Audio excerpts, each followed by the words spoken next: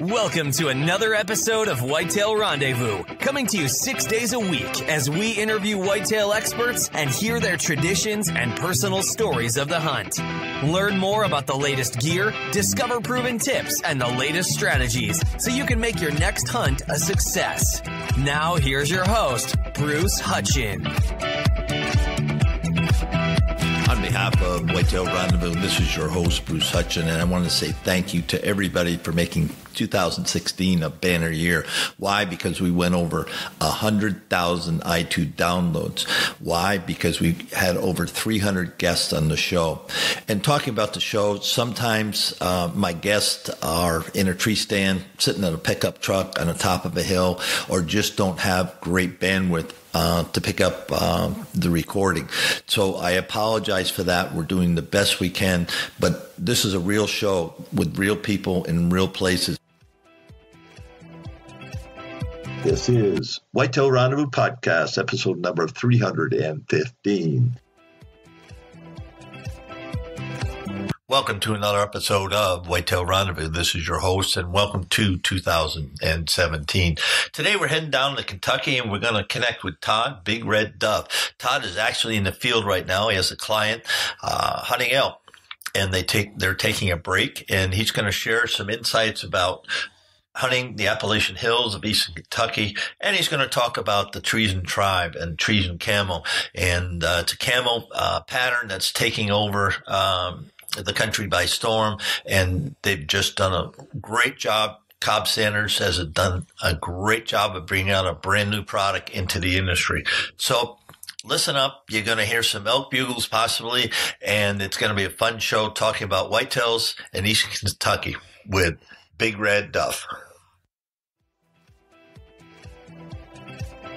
Hey, listeners, don't forget to text 33444 Food Plot for your free Food Plot ebook. Welcome to another episode of Whitetail Rendezvous. And it's the Friday before Christmas. You're going to hear this sometime in January, but Merry Christmas to you anyway. And I got Todd Duff on the phone here, and he's actually elk hunting in Eastern Kentucky right now. So Todd has also Changing Seasons on TV. He's part of the Treezyn tribe. Todd, you're all over the place, man. Welcome to the show. Hey, I appreciate you having me on here today. It is an absolute honor. Well, I'm telling you, I've heard some of your podcasts and got to see some of the other crew members get on here with you, and now Big Red is on here. We're out here chasing elk around, and hey, well, we had to take a break for a few minutes anyways. I was walking my hunter. He's panting on me a little bit, so we had to take a break. So it worked out just right. But hey, it's an absolute honor to be on here, and I appreciate the opportunity. Well, if he's panting there, he should come out to the 10,000, 14,000 foot mountains where elk like to hang out. And I was sheep hunting this year, this summer in August, and I had elk up over 12,000 feet. Lots of elk. Oh, I'll tell you, once you get up there, boy, you start losing some oxygen, that's for sure. Dang sure. Oh man, so you're outfitting there. So the guy pulled the state tag, and your guy. Yep. For low gap, is that your outfitting business, low gap? Yes, sir. That's it. It was actually something that me and one of my baseball players, our former baseball teammates from Alice Floyd College, come up together. We was out and we was playing baseball, and I had a few places to go hunt, and everybody started asking us to be like, "Man, you got a place to hunt?" And we was like, "Yeah, we know. I know a place." So we started taking people, everybody on the baseball team, and before I knew it, everybody was like, "Hey, we heard you had a place to go hunt." We had some success stories, and before we knew it, we was taking the whole campus out, and we started a business. And we just kept growing with it. And, we've got these elk here in Eastern Kentucky, and it was just one thing right after another. We started guiding for the elk, finding new property, and getting in there and really learning how to hunt the elk and taking the people. And, now we're going into our 8th season actually guiding, and we're one of the top outfitters here in Kentucky for elk. And I love it. I'm like I said, we're out doing it right now. Well, and for the folks that might not know what low gap means, why don't you tell them what it means? Yeah, low gap outfitters originated. We started thinking of names, and we come up with something. And I was like, the animals on these ridges, there's always like a low saddle, or like I said, some people call it a low gap or a saddle. And I was like, all the animals usually cross in one of those saddles or low gaps. So it's just something that I always set up whenever I'm deer hunting or turkey hunting or whatever. You go and set in these little saddles or low gaps, and that's where the name comes from. And thanks for that. And people out west where I hunt, we just call them saddles, and I love hunting saddles, whether it's for sheep or goats or anything, because the critters like to follow the topography. That's the easiest way to get from here to there, and saddles are it. So if you ever hunt out west, folks, for big game, find your saddle and find your trails and make sure you got good sign on it, and hang out there. You'd be surprised what you're going to see. So let's talk about how you hunt elk in Kentucky. I know, you hunt whitetails, obviously, but since you're right there on the ground, how are you hunting them today? We're on these reclaimed strip mines here in eastern Kentucky, and a lot of people know about our coal mining and our coal mining industry. Once the coal mines come in and they do these strip mines, they're redesigning and redoing the contours and the hills here in Kentucky. And once they get on these ridges and they go back and they'll reseed them, they'll put all these grasses and everything back, which makes it great for elk because elk are primarily grazers. So it was just a perfect idea for the Department of Fish and Wildlife to come in and reintroduce the elk that we have now here in Kentucky, because it's just the contour and the mining and the land is just primarily an ideal for these elk.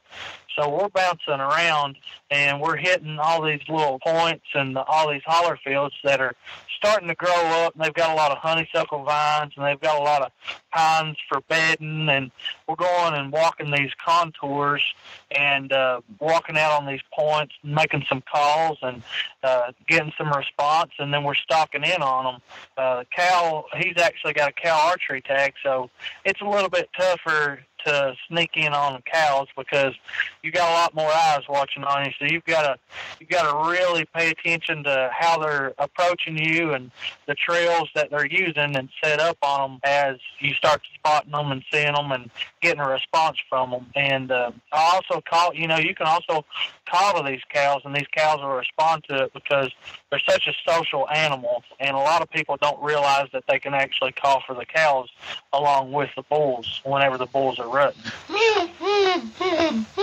Something like that? Oh yeah. I think we should take this recording. We'll just cut that out there so we can use it. Oh yeah, it's I've enjoyed hunting elk, and I was telling you in the warm up that way back when Elk Foundation was getting going, I talked to Dwight Shue, and he and Larry Jones, and they were pretty good at hunting elk, and bought Larry's book. And I was living in Wisconsin that time, and we jumped in the truck and headed to Colorado, and up in the White River National Forest. And I did what Dwight Shue did, and I finally got really close. I smelled the bull, and he got up, and I shot right underneath him.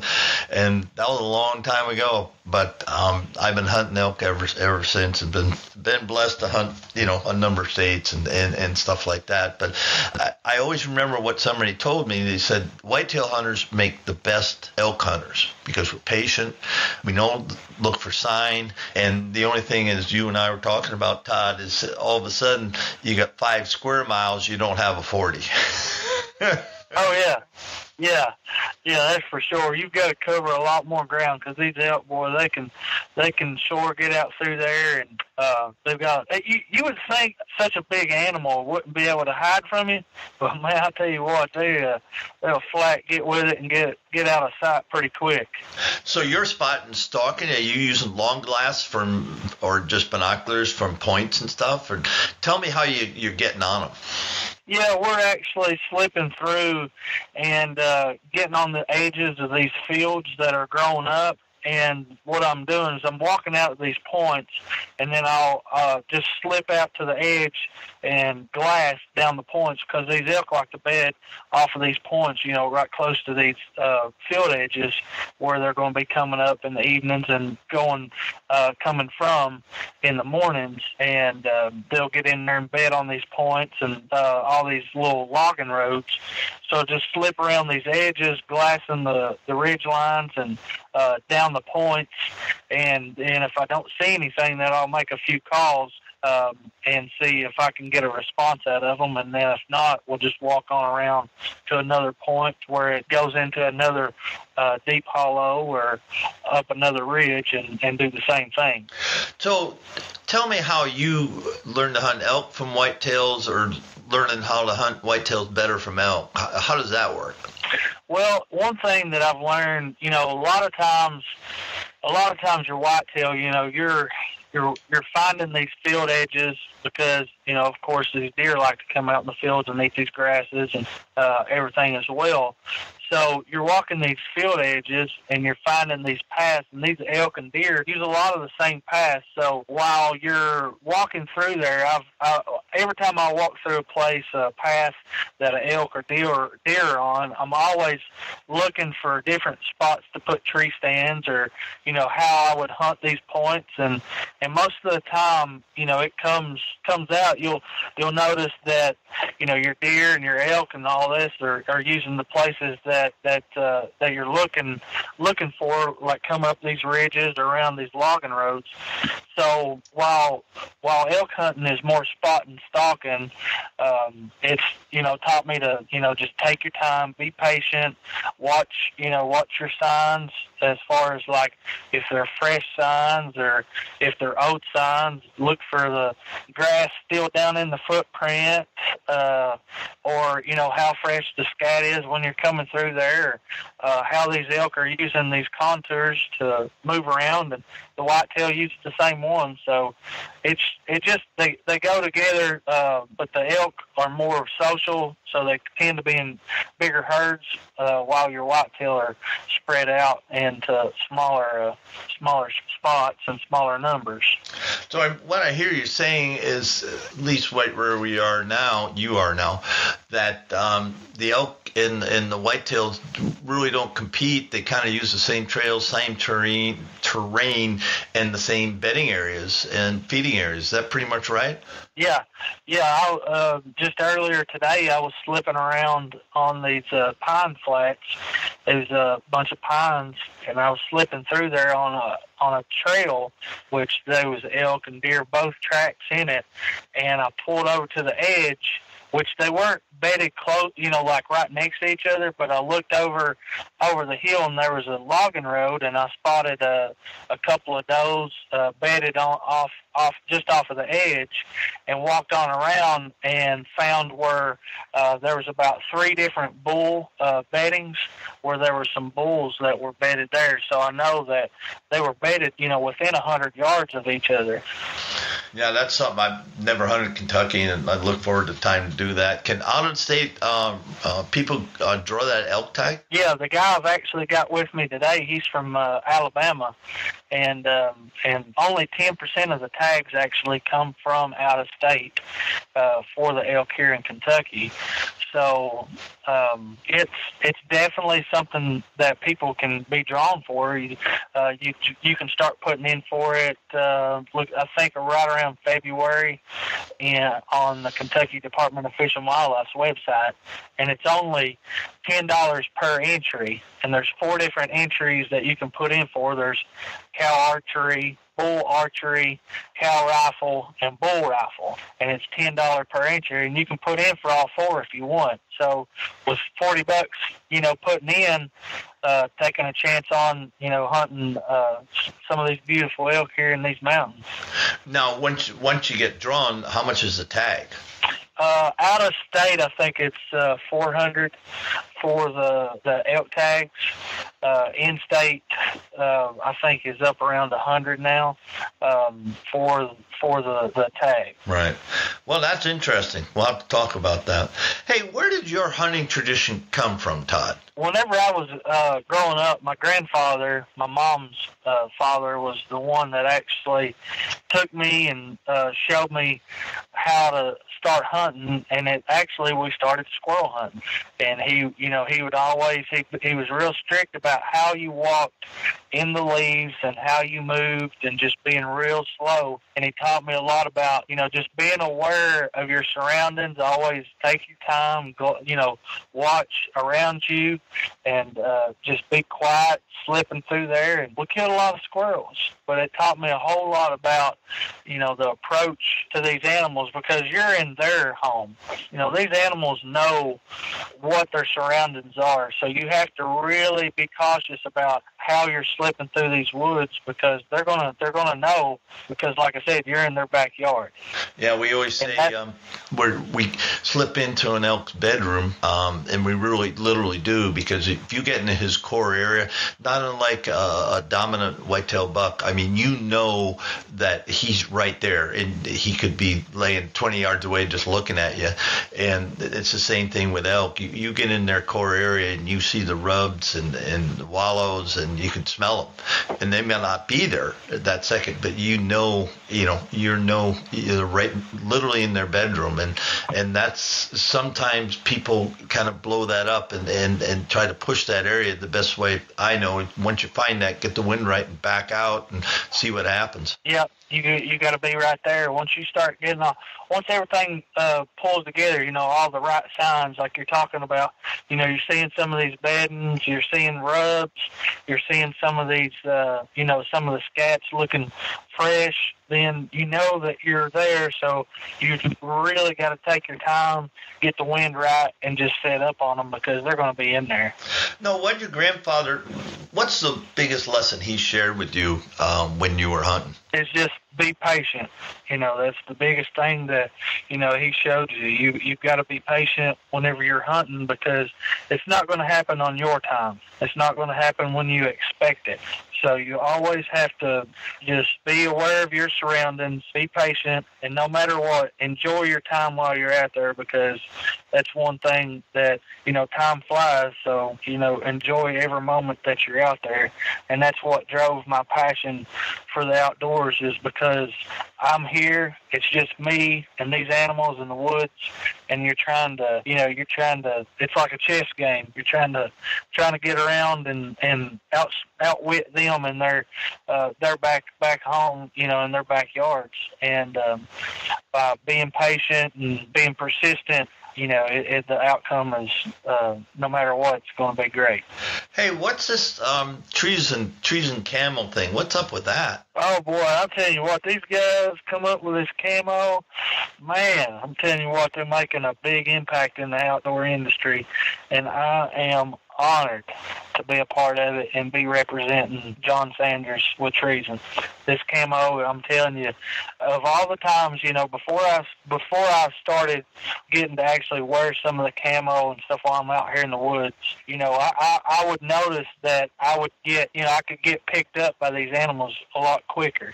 And I'm not just saying that because, I represent Treezyn. I'm saying that because it's true, and I've seen it firsthand, because I've taken, I don't know how many hundreds of elk that I've killed, with my guide service, taking people out.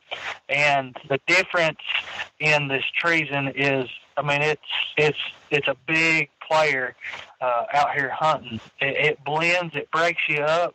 And like I said, like earlier, I went live on my Facebook page, and I had a spike bull walk 15 yards of me, and I was standing there holding my phone, and I was wearing Treezyn. I had my face mask and everything on, and this spike bull walked 15 yards of me, was looking right dead at me, and I was holding my phone up, video and all this, and he just turns, like nothing was standing there. He just turns and just kind of walks the other direction. And that just really sets home that how well this camouflage breaks up you as an individual and blends in with your surroundings. And that's where, our logo comes from.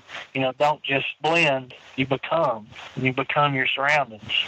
Yeah, it's amazing. I've been fortunate enough to talk to Cobb, Tina, and Joe Willis, Mike Pierce, Matt Murphy, on and on and on, and yourself. And the thing I like about Treezyn, I wore it out west when I was sheep hunting, and that was all well and good. I didn't hunt other than that this fall because I tore my shoulder and had to have surgery, so I couldn't go whitetail hunting.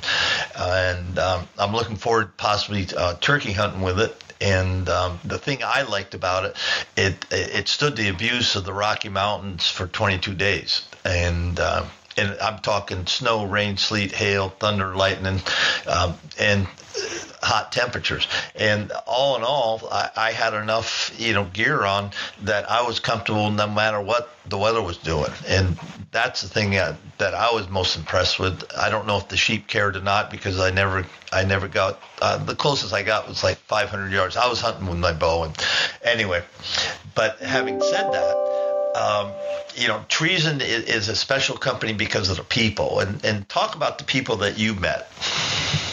I've met, everybody that's involved with Treezyn. I've had the honor to, of course, John is right here in my backyard. I mean, we're a couple hours apart, so I get the opportunity to go up and sit with the founder, John Sanders, a whole lot.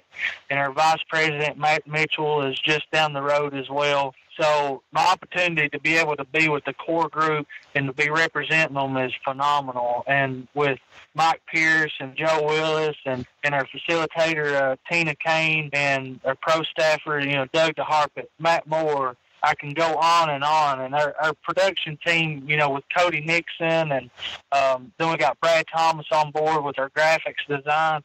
I mean, the whole core group, as far as being, a group, I call it our family because everybody is so close and we talk with one another and we want to see this camo be the number one name in the industry. That's what we want to do because we love it, we believe in it, and we know it's going to do well. And we're going to, we're getting there. The name is getting out there. There's a lot of buzz about it, and we're just excited to be a part of something so great.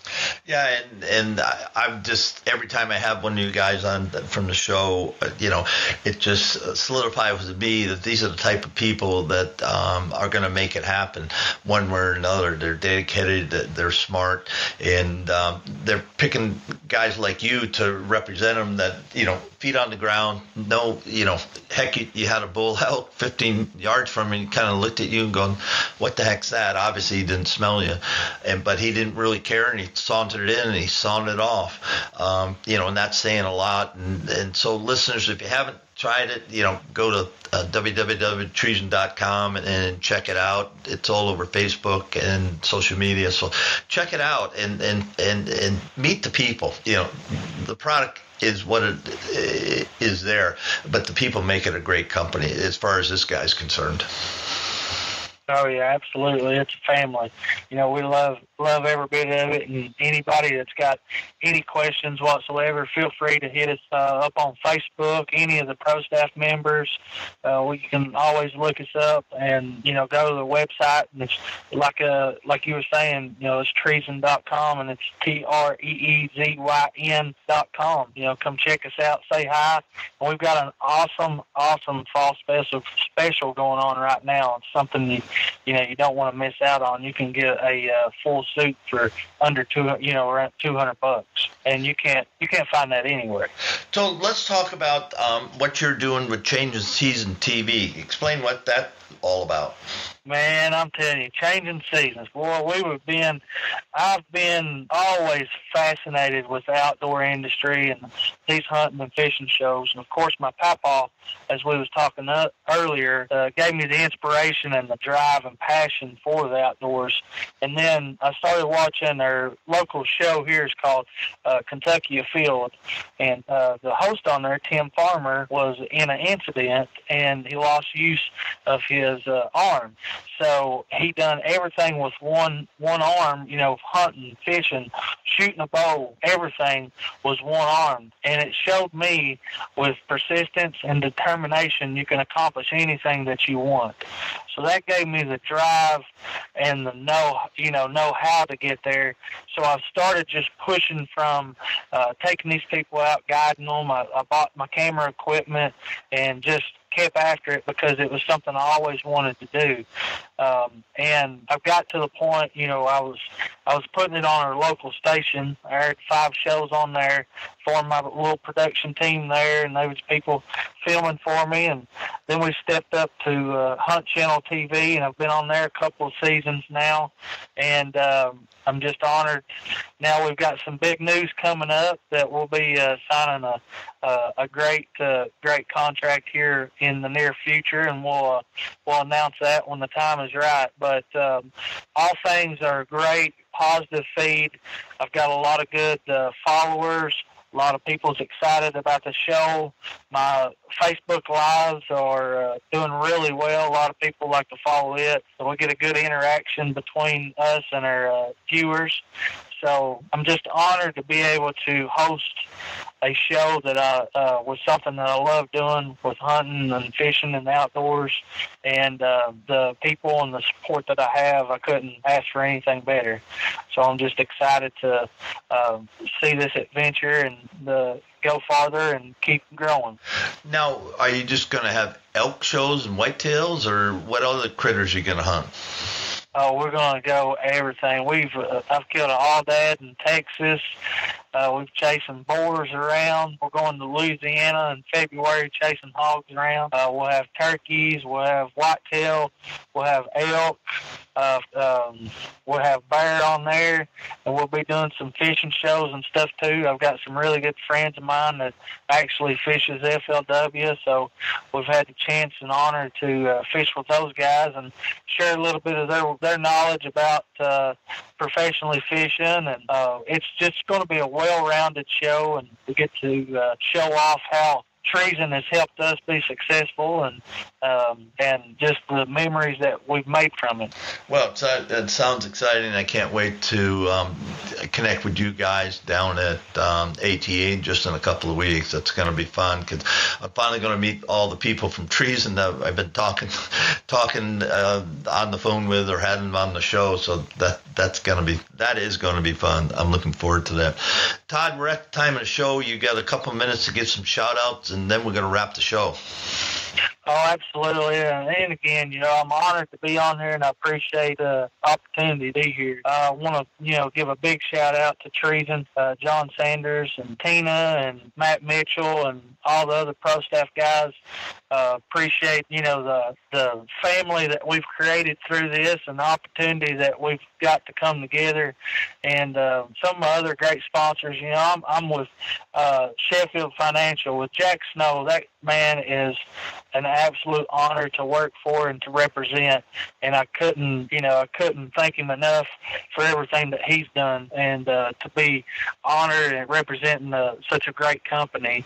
And all my other sponsors, we've teamed up with Whitetail Heaven Outfitters in Nicholasville, Kentucky. He's got three lodges. Tina? Yes. Oh, absolutely. That's my that's my boy right there. Now I'm telling you, he's a good time, man. He's very professional. He's got some tremendous whitetail hunting. I've been up doing some guiding for him, and just an honor to be able to represent him and his company with the show, as well as Whitetail Seduction Deer Mineral. And they go hand in hand together with Tevis. And Also, those guys with Apex Custom Hunting Blinds, Jeremy Eldridge, he's from out of Missouri. He builds custom hunting blinds. He does a tremendous job. And, if you don't want to be out in the elements and sit back and enjoy some whitetail hunting and some comfort, you need to check them out.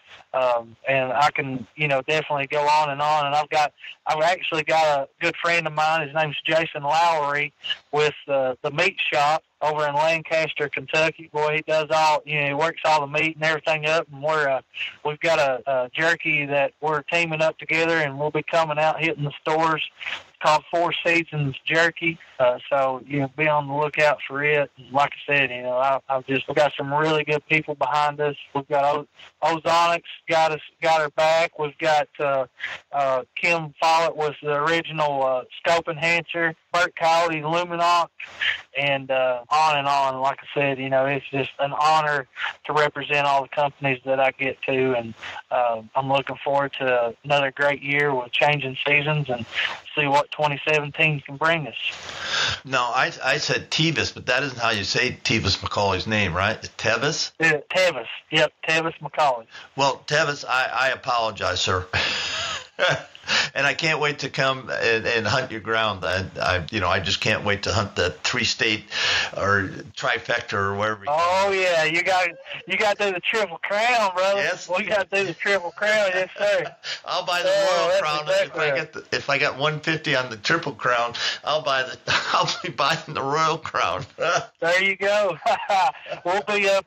He'll be up at the ATA, so you'll have to give him a shout and holler at him whenever we're up there. And I'll be up there hunting with him next week, actually. So I'm going to be trying to do some live videos and all that stuff from there. He's on the list, and it's like anything else.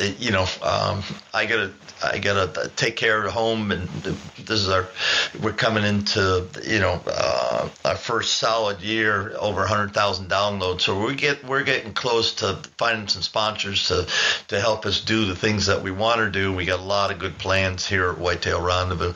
So I'm rattling on. Hey, Merry Christmas to you, Todd Duff, and your crew, and just thank you so much for taking your time and sitting in the truck in elk country there in Kentucky to be with us and share some thoughts with thousands and thousands of people across North America who listen to the show on a daily basis. Oh, absolutely. It was an honor to be on here. I appreciate you and the people that's tuned in and listened. Whitetail Rendezvous is an awesome podcast. Everybody needs to download it, tune in each day that you have a different person on here, because it's always a wealth of knowledge. And I just want to let everybody know, no matter what your situation is in life, be determined, be persistent, and you'll become successful in the end. And I appreciate each and every one of you. Tune in to Changing Seasons on Facebook, and also check me out, Todd Duff. You can add me as a friend and come over and tell me you listen to the podcast and say hi, and we'll share some stories together. And I appreciate the opportunity to be on here. Listening to the next edition of Whitetail Rendezvous. We got a great show coming up. We got Robbie Nickman. Now, Robbie is the owner of The Mix, and Robbie makes some mix popsicles that the deer just love. We put them out on the farm, and the deer came in and just licked them just like you would lick a popsicle, right down to the string that holds them. It's a great product, but more important than that, Robbie's building a business. He started over a year ago. Early on, he was on the show, and Robbie's doing a great job bringing product to the market that works. Stay tuned. It's going to be a fun show. Thanks for joining us. Be sure to tune in tomorrow for another episode of Whitetail Rendezvous, where you can listen and learn from the experts so you can be more successful on your next hunt. Until next time, listen, learn, and succeed.